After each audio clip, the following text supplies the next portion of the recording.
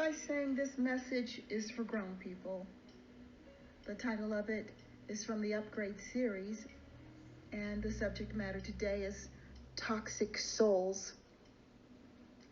I also start with another disclaimer, which is true. I love kids. Don't get me wrong about that. I love kids. But don't talk to me about the innocence of children. You see, babies come here in survival mode. They have to. They don't have a choice. They're at the mercy of every adult, every person who's bigger than they are in their entire life. Well, that can be a lot of love, or it can be a lot of threats, depending on what that child is born into. You see, their little souls are unprospered, and they are in survival mode. Just like us, even when we get bigger, if we don't prosper our souls, if we don't intend to grow up and to be mature in the things of God and in Christianity, we will be unprospered as well. But children, until they know what they're born into, until they know what they're getting, they don't know what they're getting. And that's true for some of us adults.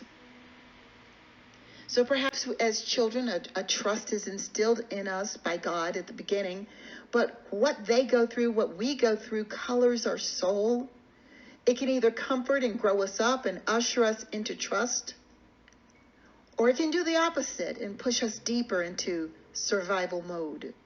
And we know survival mode is a stress mode, a flesh mode, emergency mode, and it's not where we want to be. But still, parents must protect and nurture and care for their children and teach them to trust the environment, the home, the world that they've been born into. Amen? But without God, how will we know exactly what to offer a baby or a child? What is enough? What is too much? Every child is different. Everyone needs to be ministered to differently. Parents, with multiple children, there's no such thing as a cookie cutter kid. But if you're lucky enough to get a child that is you, so much you that you know exactly how to minister to them, thank God. But you may not really know until years or decades later if you were right. There are two parents, You're not the only parent. But this child is born into survival mode. Cry, feed me, cry, change me, cry, pick me up, cry, something hurts. Not having a language begins the difficult journey.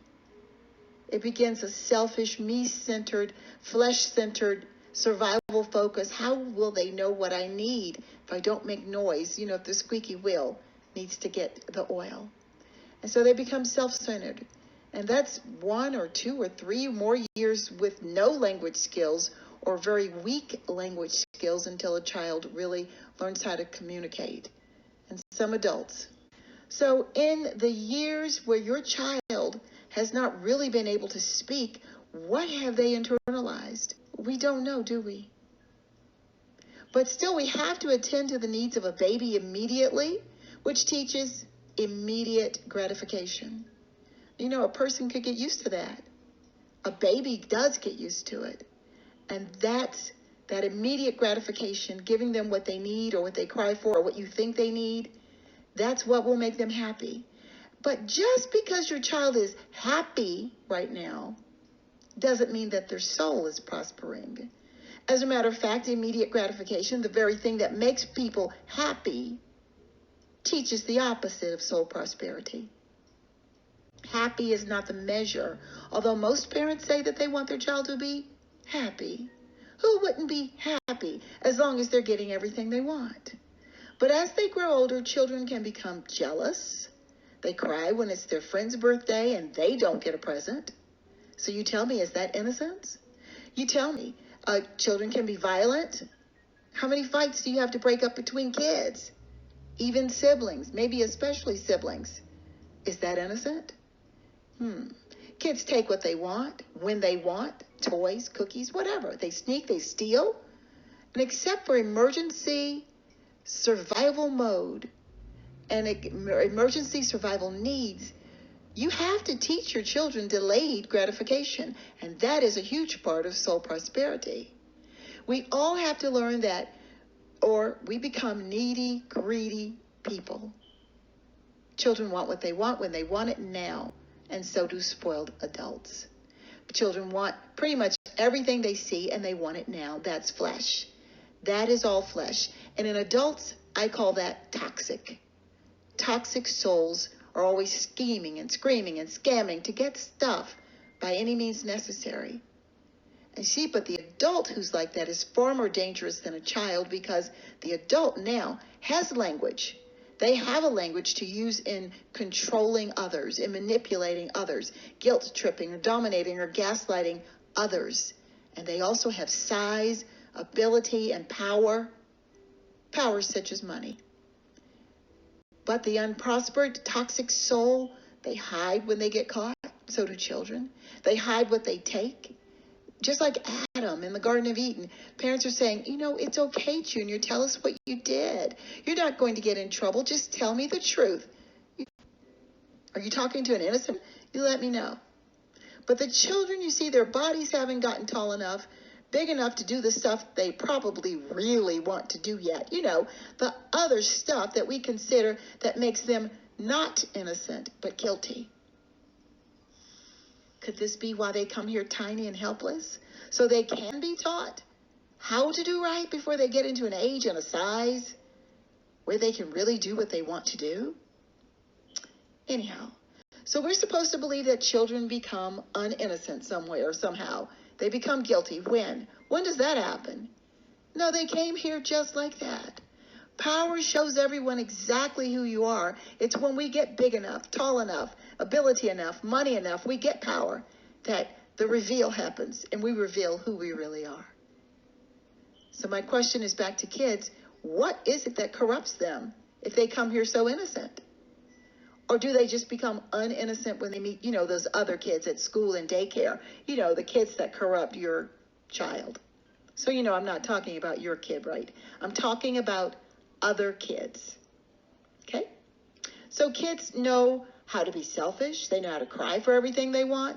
They know how to hit people, even you. They bite. They know how to lie to get out of trouble or try to get out of trouble. Come on.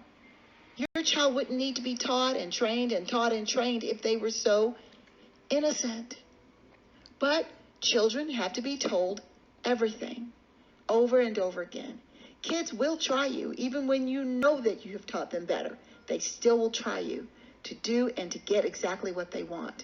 Children can be very self-willed. And in a child, that's called childish.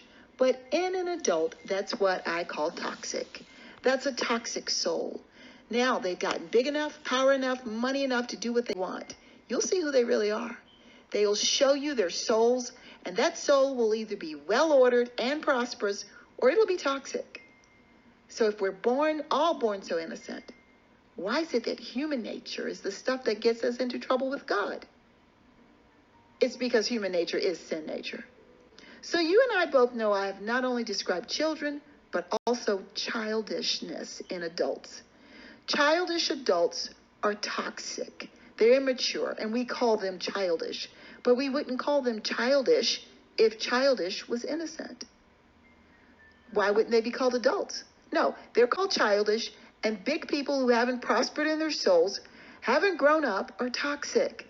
They have toxic souls, and nobody really wants to be around that. It can be dangerous to deal with them, actually, but some of them learn to hide their toxicity and trick others into being around them or giving them what they want.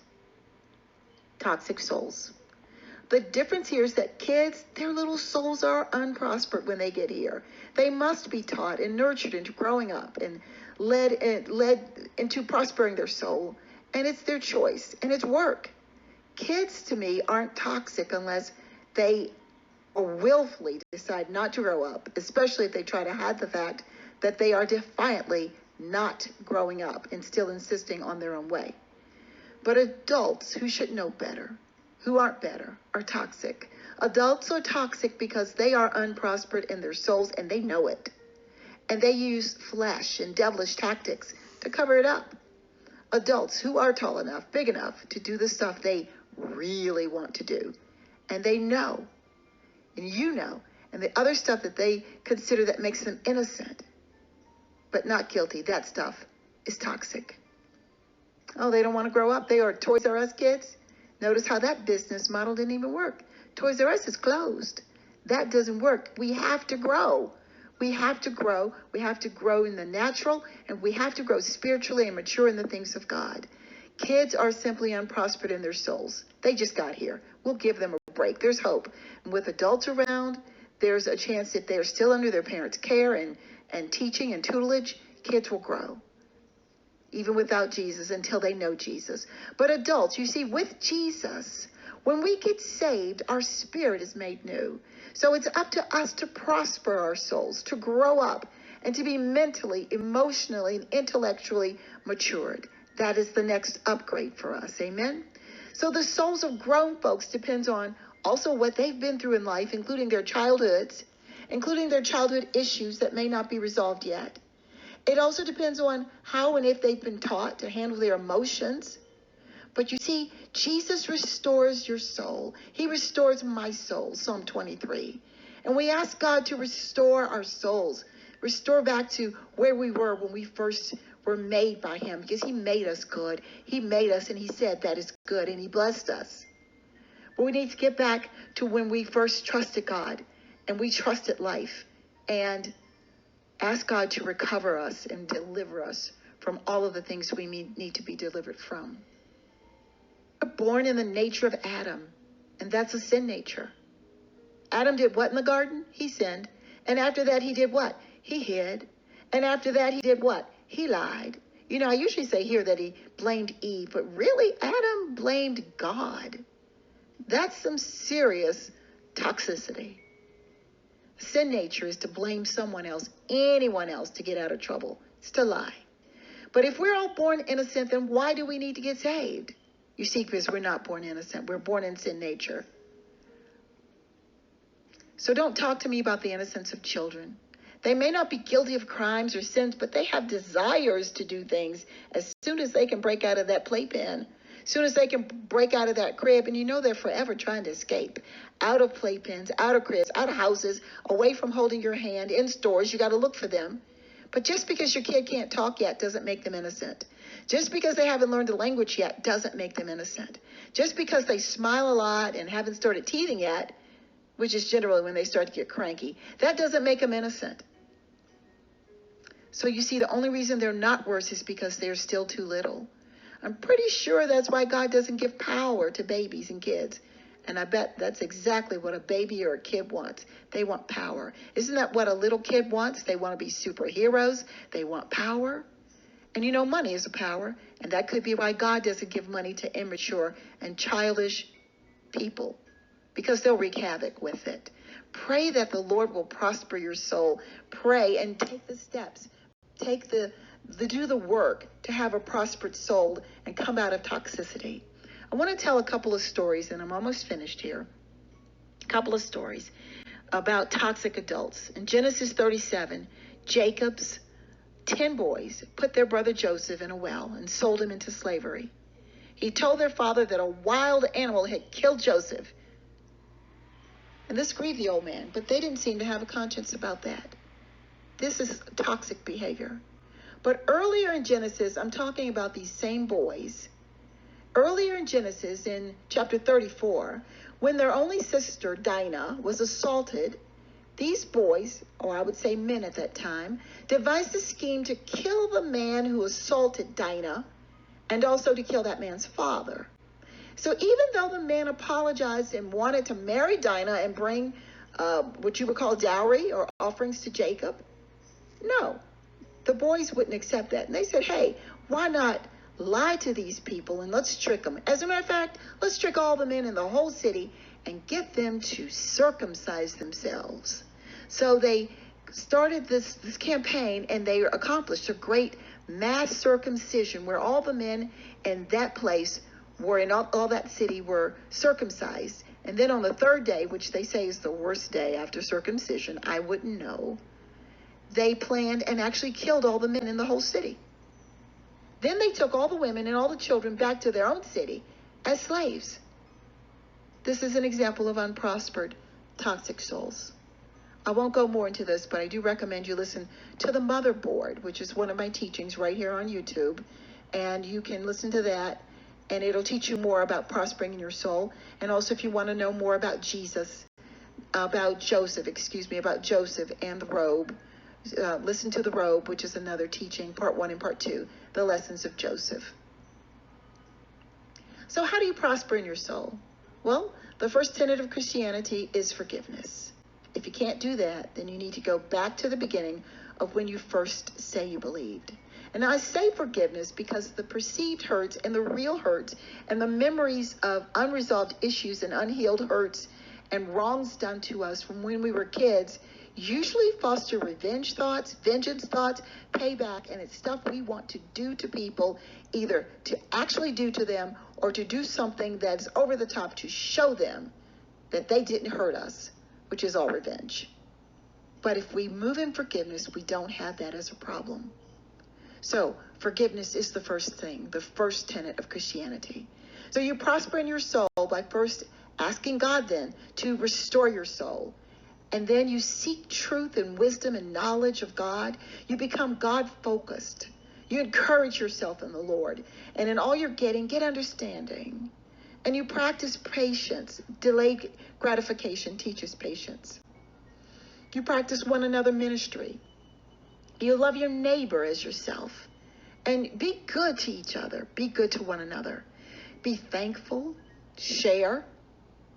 Be joyful. Be kind. Move in the fruits of the Spirit and turn away from the works of the flesh. But if you're a parent, you also have to learn how and know how to prosper your child's soul, or at least lead them in the way of prosperity, of soul prosperity, so they don't become a toxic adult. Well, you do the same way you do for yourself. And don't forget how you grew up and what affected you favorably, what didn't affect you favorably, and teach your children the virtues of godliness. You see, children don't know a lot, so don't laugh at them or with them when they're wrong.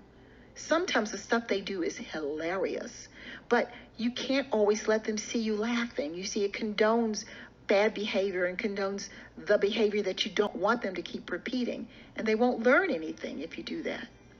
So teach your children at all times.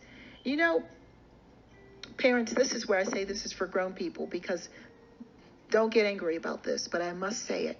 You cannot be friends with your children until they're mature. Making your child your peer, your equal, your friend, while they're young and immature is usually a mistake. I mean, can you go over to your neighbor's house and be best friends with their toddler? Of course not. This sounds ridiculous, doesn't it? You see, grown people and babies are not best friends. The immature cannot be parentized, and the parent should not act like a teenager, even if it's fun or you're desperately trying to stay young. You can't do it. You see, but folks keep trying it, and it really doesn't work. Perhaps it's what you wanted as a child, for your parent to be your friend, so you can do what they do and see what the big people see and eat what they eat and drink what they drink and stay up late. So now you've decided to offer that to your child. That's a mistake. It doesn't work. It is a sign of an unprospered, toxic soul in you, because you should have already put away childish things by now. You should have already forgiven your parents of perceived hurts and real hurts. So by the time you have children, your childish wishes and wants should have been settled. They should have been healed already. And I warn you, your child is so cute right now, but they will grow up to be a loaded weapon. You know what? His or her behavior choices, lifestyle, their relationship with God will represent you, not just at school right now or in public right now, you know, where they tell all your business, but in the world. But later, when you think you got it made, God will show up 3 or 4 generations later, and your child's outcome will be evaluated by God to determine if you have done a right job or not. Do not let your child be your undoing or the undoing of your family. This is serious. And I have 1 or 2 more serious things that may I share, please. Balance is the critical thing. It's crucial. Don't spoil a child by giving them everything they want. Remember, immediate gratification works against soul prosperity. So even if your child is happy, they still could be an unprospered, toxic soul. But I also want you to hear this thing. This is the final thing today, I believe. Do not curse your children. Do not curse your bloodline. I don't mean using curse or cuss words, but speaking curses over your children. You see, in the book of Numbers, it says that God is blessed. What God is blessed, no man can curse. And what God is cursed, no man can bless. But still, heaven and earth have to agree for some things to happen in the earth. Sometimes people in anger or in error, while they're in their flesh, agree with the devil. Do not curse your children or speak curses over them. What am I talking about? I'm talking about never tell a child or any person you know that they won't amount to anything. Do not tell your child they're no good. Do not tell a child that they are stupid or dumb or ugly or lazy. Do not tell your child that you're sorry they were born. Do not downgrade or degrade your child. Children and most adults don't understand this kind of what you think is reverse psychology. They will not do the opposite of the negative thing that you just spoke over them just to prove you wrong. Sometimes they can't. Sometimes those words are crippling to them.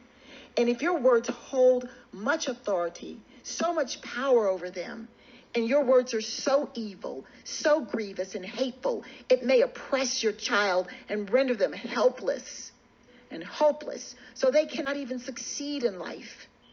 Behavior like this is what makes you a toxic parent. So consider this. Your child, and you know because you've been through it yourself, but your child will have enough people working against them and speaking against them in life, competing against them in schools and in the workplace, in the world. Home, especially growing up when they're a child, should be a safe place, a haven where they're built up, not a place of more warfare. Even a soldier must rest sometime. And if you don't have anything positive and uplifting to say to or over or about your child, say nothing. Nothing. And I wrote a very short illustrated book about this entitled, Don't Say That to Me. You can find it on Amazon Kindle. Repeating in closing, a child, your cute, sweet, seemingly innocent child, will grow up to be a loaded weapon. He or she will represent you to God in 3 or 4 generations to determine if you've done a good job or not. Don't let your child be your undoing or the undoing of your entire family or bloodline. But be good to your children, but balanced. Train them up in the way they should go. Teach them at all times. Do not oppress or be burdensome to your children. Pray for their future. Equip them to have good success in life. Bless them. Bless your children. And don't be a toxic soul yourself. Ask the Lord to restore and heal your soul. And pray that you do not hinder the growth of your child's soul or cause setbacks in their soul's prosperity. I pray the Lord restore your soul from all childishness and toxicity. And God bless you.